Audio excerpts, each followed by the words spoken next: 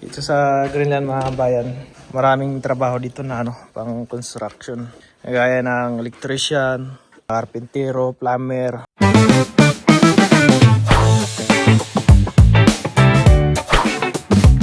Magandang araw mga kababayan.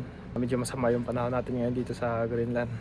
Ganito minsan yung panahon dito sa Greenland, pabago-bago. Minsan naman sobrang init, minsan sobrang lamig. Pag may ganito mga kabayan, bihira lang may biyahe na mga helicopter at aeroplano. Hindi na nakikita yung runway pag mga ganitong panahon. So, ito yung apartment na ginagawa namin. Ito isa sa ginagawa namin yung balcony. Agagandahan itong balcony na ito mga kabayan. Kita yung town. Yan, town yan dyan. Kaya lang hindi siya kita ngayon dahil foggy. Pero tara, pasyal ko kayo sa loob para makita nyo rin yung ginagawa namin sa Greenland bilang isang karpentero. Tatapusin pa ng kasama namin tong Pilipino at saka Amerikano. Ito yung kwarto na patapos na. Dito mga kabayan, living room, tsaka doon kitchen. Dito yung dyan yung TV, tapos dito yung sofa. May mga gamit na siya pero hindi pa kompleto. Ito naman yung kwarto. Yan yung kwarto. Pang isahang tao lang yata ito mga kabayan eh. Mga kasi titira dito, mga stewardess tsaka piloto. Ito naman yung CR. Kasi itong apartment na ito mga bayan, ang may-ari nito yung ginagawa namin yung airport. Kasama siya sa project namin ng airport. Yung gasa ng kamay. So kulang pa siya ng salamin dito. Tapos may mga salamin pa rito para sa bathroom.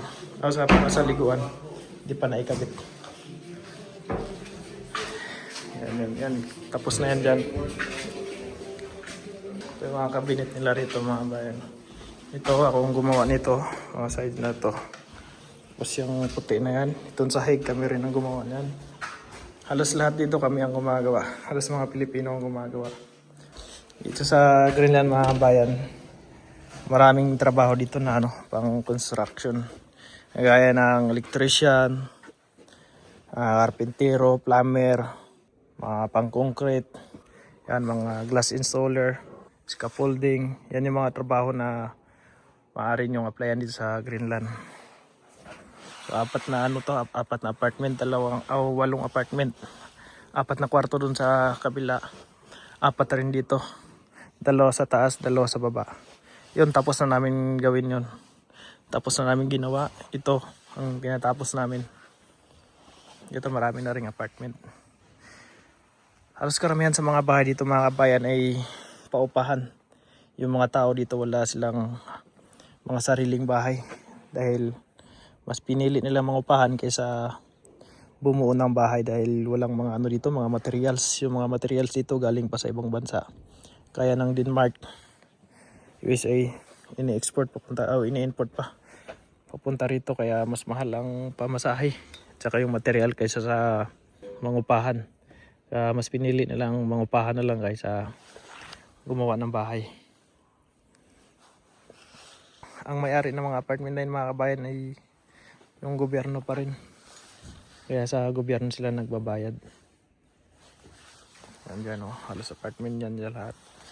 Sa baba. Pero may mga market din naman dito kagaya ng Bronze, mga Stark.